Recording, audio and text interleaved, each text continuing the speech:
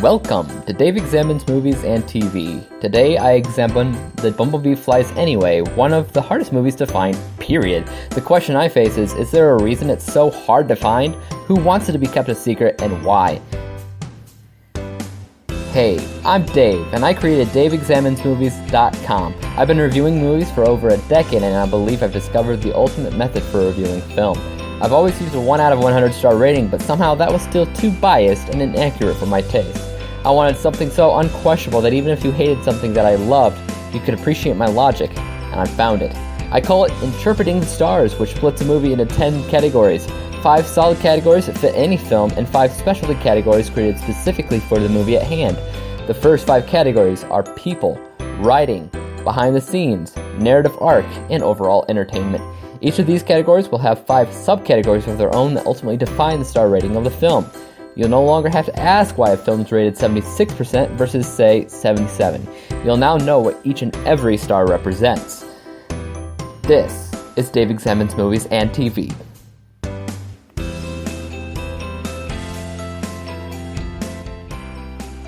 Hello everybody, and TGIF, it's Friday, which means it's the end of the week and the final movie in the wife's week choice. So like I said throughout the week, my wife chose these movies for me to review, whether I liked it or not, and here we are in the end of the week. There may be another week somewhere down the line of another wife's week, another kid's week, or whatnot, but right now, this is the final one, until I figure out when we'll do this again. This time we're reviewing the Bumblebee Flies Anyway, which is an Elijah Wood movie that was released in 1999 and is currently one of the hardest movies I ever had to track down. I guess that's because it didn't have the greatest audience,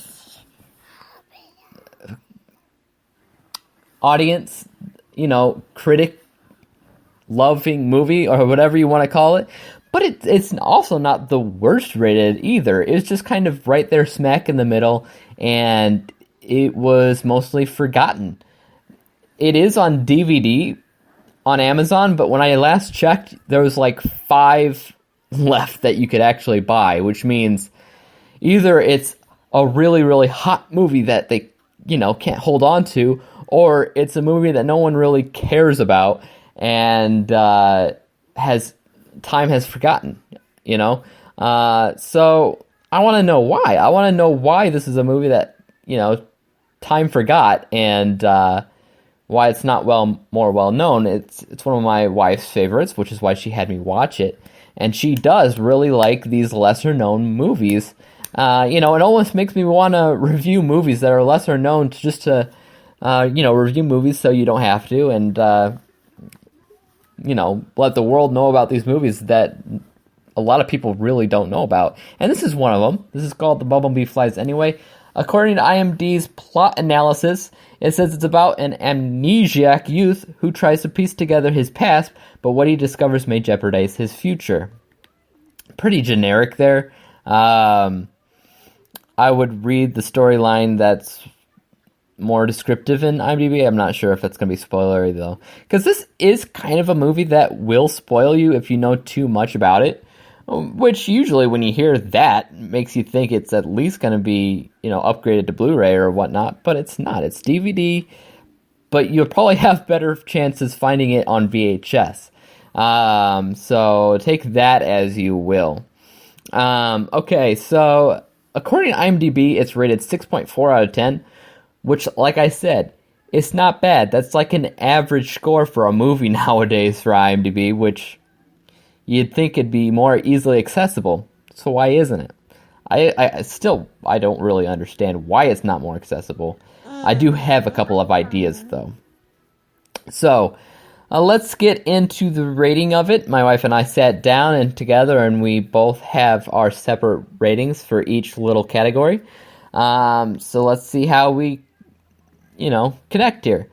According to the first category is the people score. The people score is made up by 5 subcategories of acting, the characters, the casting, the importance, and the chemistry. My wife agrees with me on every single subcategory here. which means our score is exact. So let's take a look at the acting. The acting, it's not bad actually, and that's not hard to understand given who's actually in it. We have Elijah Wood, we have Janine Garofalo, we have Rachel Lee Cook, and that's the extent of the well-known people in this movie. But, take that as you will, because the rest of the actors are actually good as well. They portray emotions rather well. I don't see anything wrong with the acting whatsoever. So I said 2 out of 2 possible stars there, and so did my wife. Next up, we have characters. Are you going to remember this movie for the characters? And I gotta say, yeah, you probably will. I mean, you're going to remember Elijah Wood being Elijah Wood for the most part. But you'll remember Janine Garofalo being the therapist. You'll remember Rachel Lee Cook being the sister of the other patient and also the love interest of Elijah Wood. You will remember these characters for who they are in the movie. And because of that, I had to say 2 out of 2 stars for that. And my wife agrees.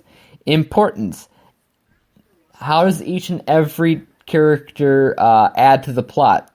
Well, let's go through it. The main character is Elijah Wood, and he's trying to piece together his past. His girlfriend, Rachel Lee Cook, doesn't just play like a dumb girl that just is in there for a love interest. She plays the sister, the twin sister of one of the cancer patients there, who she has a twin connection with. And that adds to the plot. The doctor, Janine Garofalo, is obviously not just a doctor, but she is also playing a vital part as to what's actually going on as far as the mystery of the movie goes. And it goes deeper than that. You have the other doctors in there. I can't think of the names right now. Maybe Dr. Croft, is that right? I'm not sure. But he's the one that's behind everything, and you don't really know anything about him until later. The title is also important for the Bumblebee that flies anyway. But I guess we'll get into that later as well. But Matzo is the guy with the cancer, the sister. But everybody does play a vital role and adds to the plot, the direction of the movie. And I will have to say the importance is 2 out of 2. My wife agrees. Next up, chemistry. Well, the chemistry for Elijah Wood and Rachel Lee Cook is actually not the best. It's not very romantic as far as the chemistry goes. They do have a very friendly chemistry, as does Elijah Wood and Matzo, as does Elijah Wood and the young, mentally challenged kid, as well as the black kid in the wheelchair. I can't even think of their names, but I remember the characters. As with the doctor, as with everybody, they do have a very good chemistry with each other. It's a little strange at times, but it is what I think it should be. So I'm going to say 2 out of 2 for the chemistry as well. So to be completely honest with you, I gave the people score on the Bumblebee Flies Anyway a perfect 10 out of 10 star rating, which is not normal for pretty much any movie. My wife agrees with me. The people score is probably the best category out of the bunch. That brings us next to the category of writing. What makes up the writing is the dialogue, the balance of it, the story of it, the originality, and how interesting it is. As far as the total there, my wife and I do disagree here. So let's get into it. As far as the writing is concerned, how's the dialogue? My wife says it's 2 out of 2 possible stars. She really likes the dialogue in it. I think she thinks it's kind of creepy and things like that. But I don't really think so. I think the dialogue is average and nothing really sticks out for the dialogue, except for maybe when they're talking about, the theoretical bumblebee that flies anyway. You know how a bumblebee isn't supposed to fly because of its body mass versus its wings. But the bumblebee doesn't understand this, so this flies anyway. So they're saying mind over matter. That dialogue is memorable, but it's only in, like, honestly one part of the movie, and the rest is just typical. That's why I said 1 out of 2 possible stars, while she said 2. Balance. How balanced is the story? My wife again said 2 out of 2 possible stars. She really likes how it flows and everything. While I once again said 1 out of 2. And here's the reason. As far as the story is considered, you have what feels to be like a pretty normally flowing movie, like my wife says.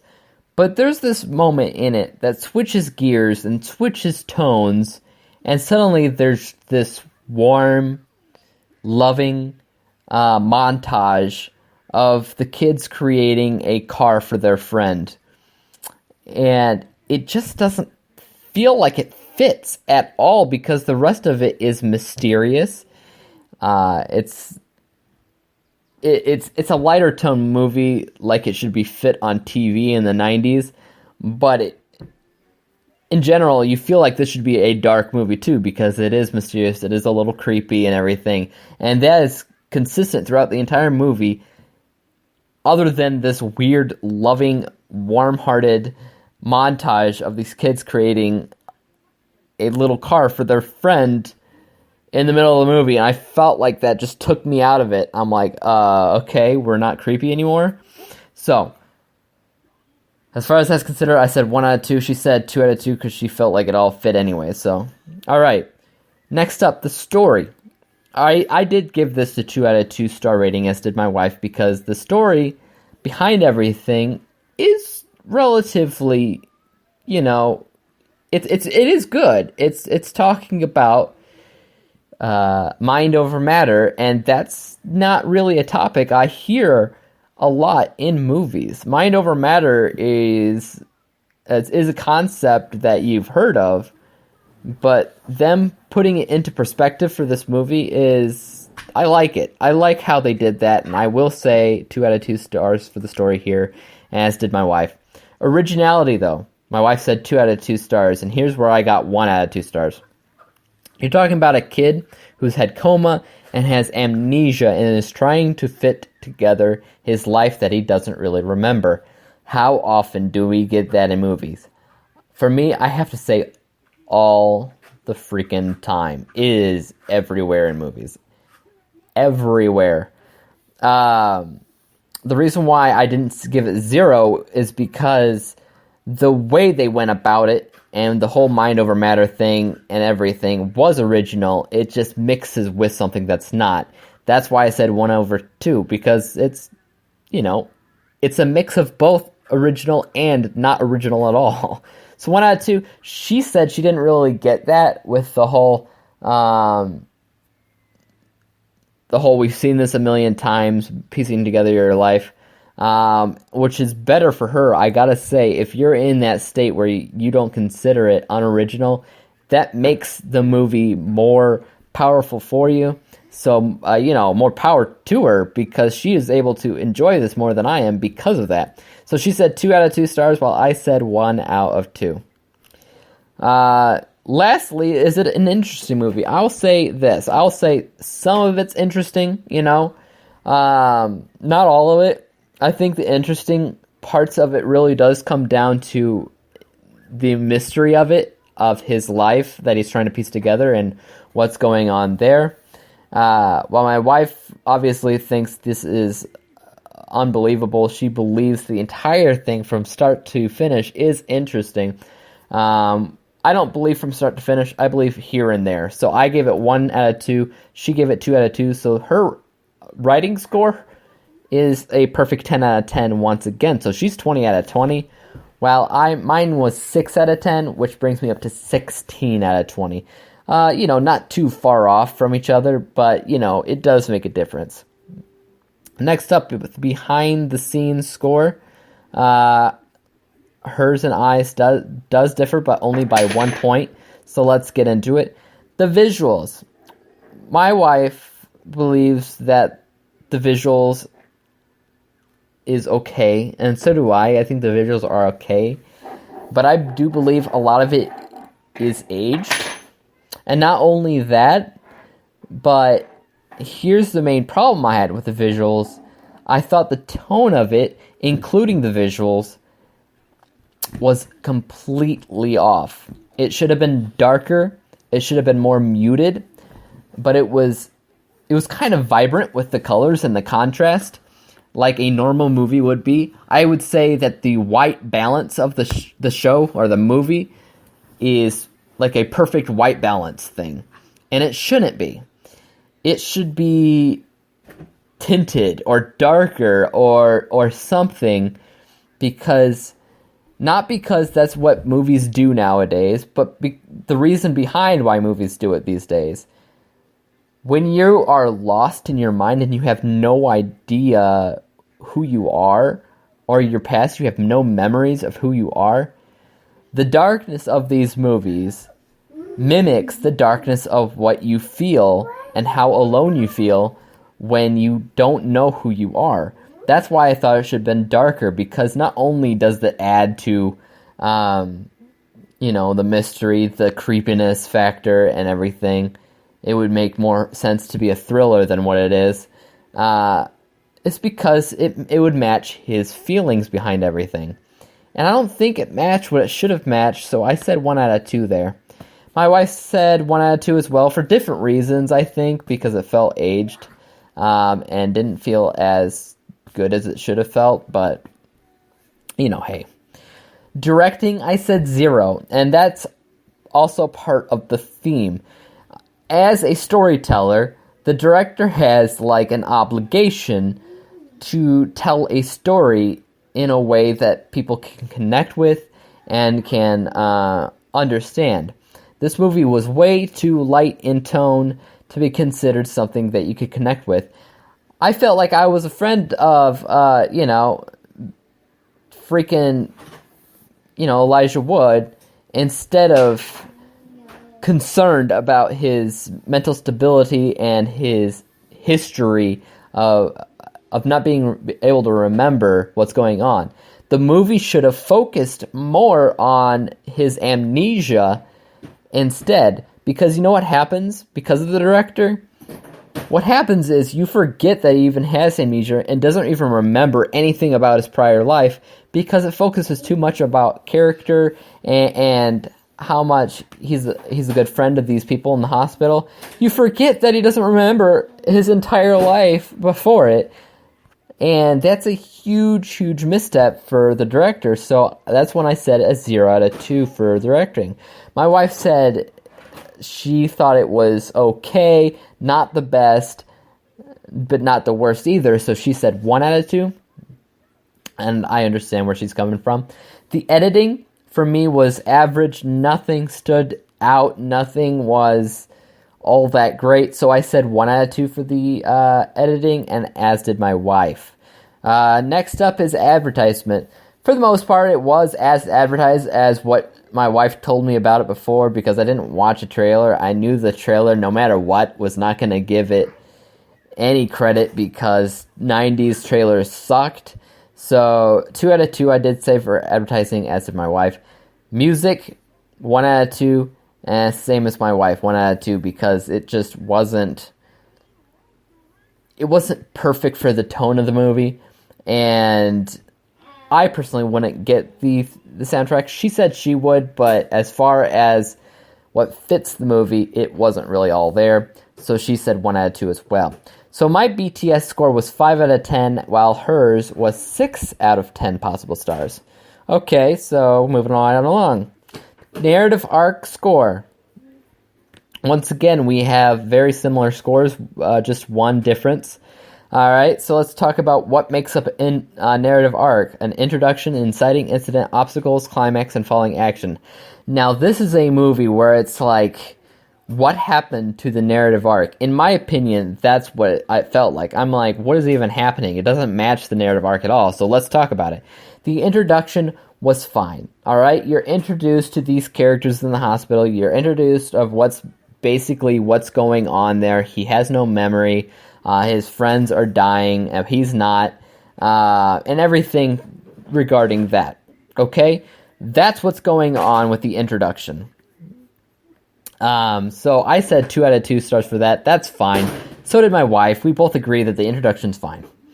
However, here's where we get a little funky.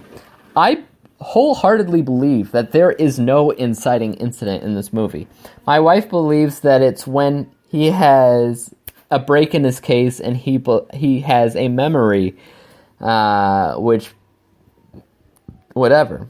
However, my argument against that is that there are several times in the movie where he has a quote-unquote memory, just like the beginning, and you can't have a ton of inciting incidents. That needs to be different than everything in the movie, and I just see more and more of that in the movie, so I don't consider that an inciting incident. I consider this movie just keeps on going after the introduction and doesn't really have a clear inciting incident, so I said 0 out of 2 stars for that, while my wife said a 1 out of 2, like she believes that that's the inciting incident, but it's not super clear. So she said 1. Obstacles. There isn't... Okay, there's obstacles, okay, but they're very vague and they're not super clear. This is more along the lines of what my wife was seeing with the inciting incident. I say they're there, but they're not clear. Okay, so you have the times when he's going in for his treatments, but they don't really seem like obstacles. They just seem like plot lines to move the movie forward. But I would say the time when he goes to meet his mom would probably be an obstacle. The time later when going to the roof would probably be an obstacle. I don't know.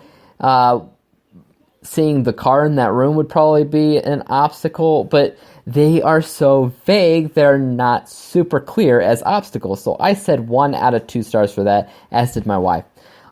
She and I both agree with the climax. The climax was fine. It definitely was a peak. So we both said 2 out of 2 stars there. We won't spoil you on as far as what's going on there.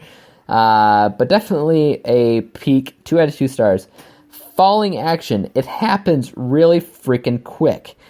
Now, it's like 1 30-second scene. So obviously, I said 1 out of 2 stars. But not only that, what adds to the 1 out of 2 stars is that it's not clear as to the new life, like the new norm. My wife says it is clear based off of one of the characters, how one of the characters says something, and that's a satisfying thing. While I thought, I don't know, I think it leaves it up for people's interpretations, which furthers my falling action as 1 out of 2 stars.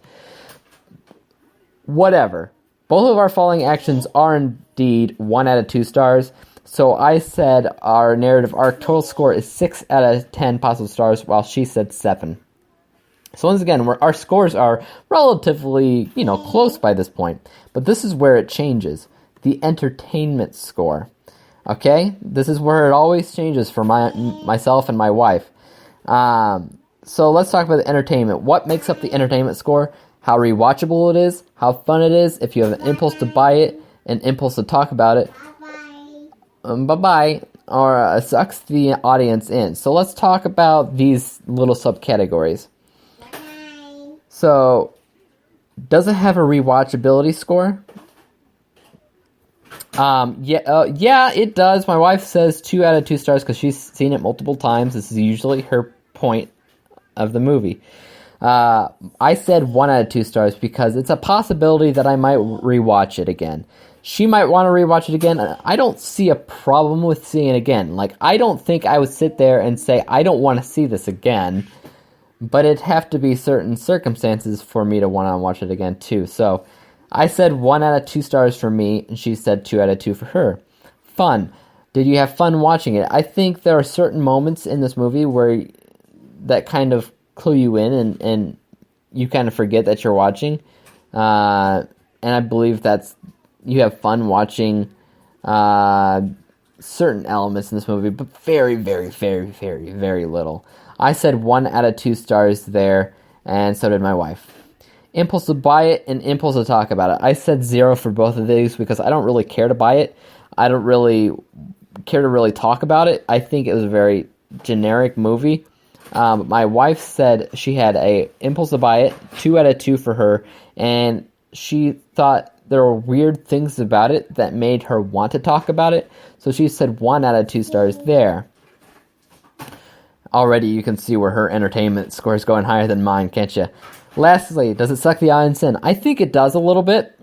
And so does my wife. So we both agree that it was 1 out of 2 possible stars for sucking the audience in, and that mostly had to do with his mystery of what's going on. You do want to know what's really going on with his world, because you know there's something mysterious and cryptic going on there. So 1 out of 2 stars there. She said 1 out of 2 stars there. That brings our entertainment scores up to, hers was 7 out of 10 possible stars, while mine was 3 out of 10 possible stars. So kind of gives you an idea. Finally, we're going to talk about our specialty category. Our specialty categories were actually very, very, very close. So let's talk about that. The first thing, when you're going to be thinking about the Bumblebee Flies Anyway, you're going to look at IMDb. It's going to have 2 things. It's going to say that it's a drama and a romance. So I wrote down those 2 for the first 2 questions. Is it obvious that this is a drama? Oh, yeah. 10 out of 10 stars all the way. My wife agrees. Is it a romance? Well, sort of with Rachel Lee Cook, but it doesn't feel like a romantic movie at all. Not even the chemistry is really there for the romance, but it does have a romantic aspect to it. So I will say 5 out of 10 possible stars, as will my wife. 5 out of 10 possible stars. Now, the next thing you're going to know, this is a coma/amnesia movie. Now, there's a ton of movies out there for people who have comas and amnesia and trying to piece together their lives. Where does this fit in with the rest of them? I said 5 out of 10 possible stars because I have seen better, and I will probably mention 5 other movies like it before I mention this. Plus, the movie doesn't focus on him having amnesia, like I said before. It focuses on the mystery of what's going on in this hospital and the experimental treatment as well. So I said 5 out of 5 for the coma/amnesia part, and as did my wife. As far as the experimental treatment, you know that's going on here as well. So you expect this is weird. For Elijah Wood's experimental treatment, I would say 10 out of 10. However, they don't really go into what kind of experimental treatment they're doing with all the other patients that he's friends with, and I think that's a big letdown.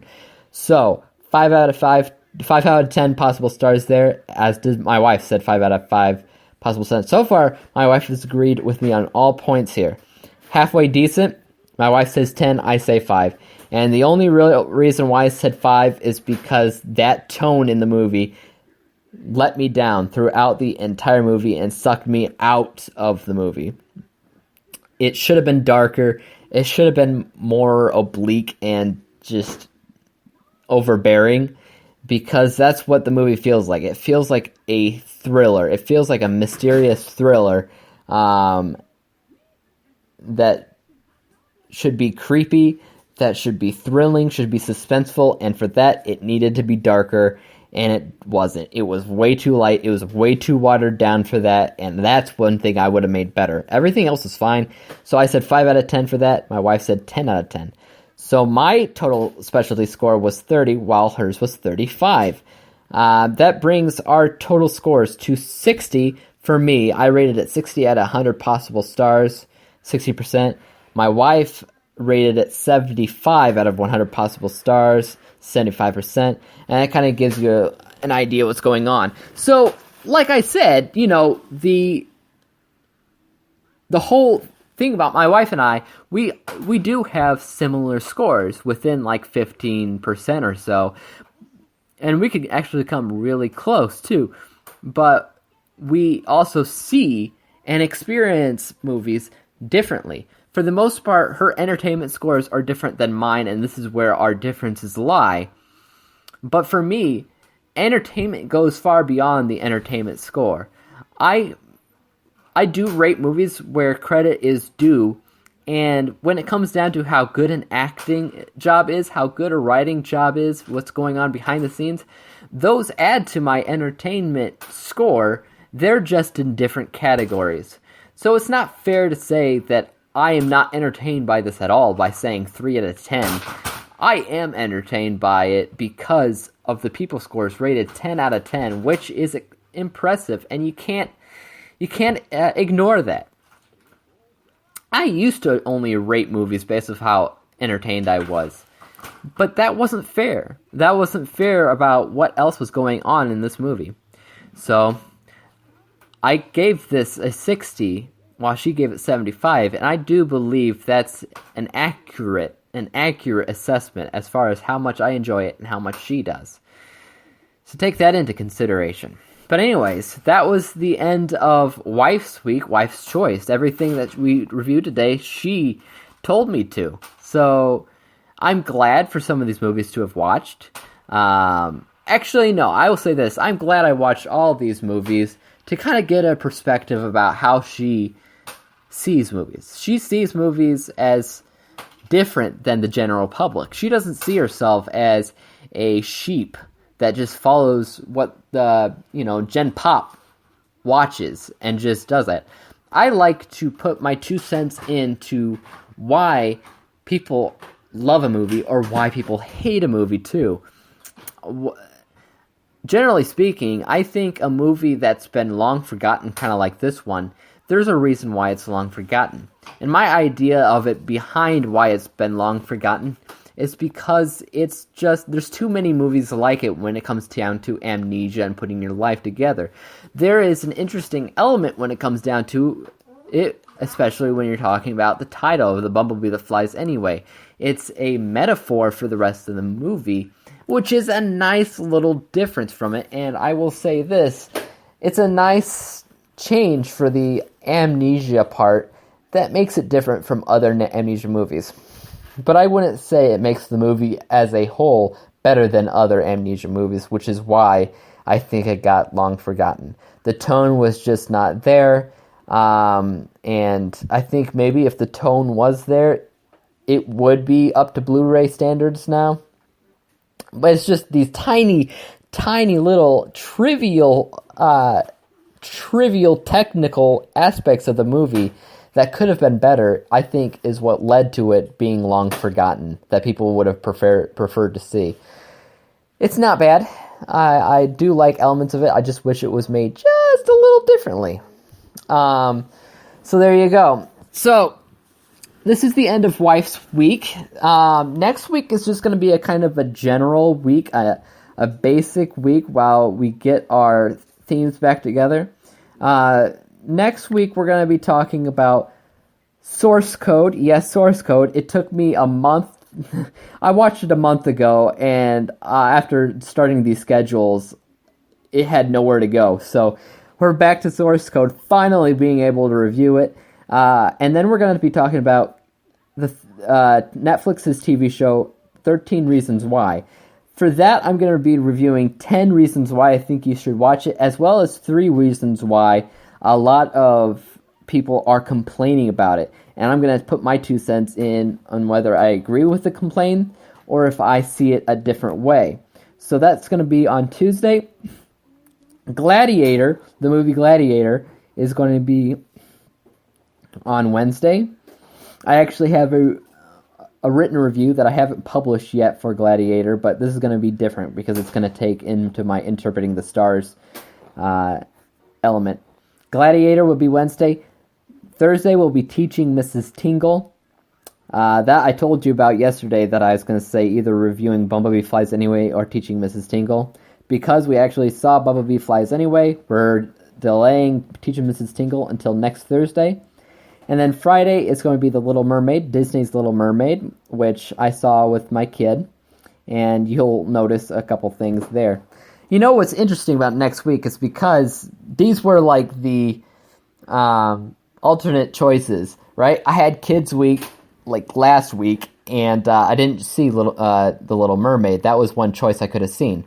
So I'm seeing that next week. I'm also seeing Teaches Mrs. Tingle next week, which was an alternate choice for Wife's Week. So you can kind of see how things go there. That's next week, regular week. I will tell you the themes of the next 2 weeks after that, but I won't tell you what I'm reviewing. The next week after that, I'm reviewing all new movies, whether they be 2016 or 2017 movies. And then the week after that, I'm reviewing horror films. and, horror TV shows and stuff like that. So, take that for granted. I will tell you what each of those movies are on Friday, as usual. But yeah, so Monday next week, I will be reviewing Source Code at noon, so be ready, be gearing, got your popcorn ready and everything. But other than that, I think this is it for Friday. Have a good Friday, TGIF, you know how it works out, and have a good Friday, and peace out. See you next week. Dave examines movies we just watch for fun. Davey is the expert. He is the #1 critic that I go to when I need a movie pick. Thanks for joining up with us. We think you're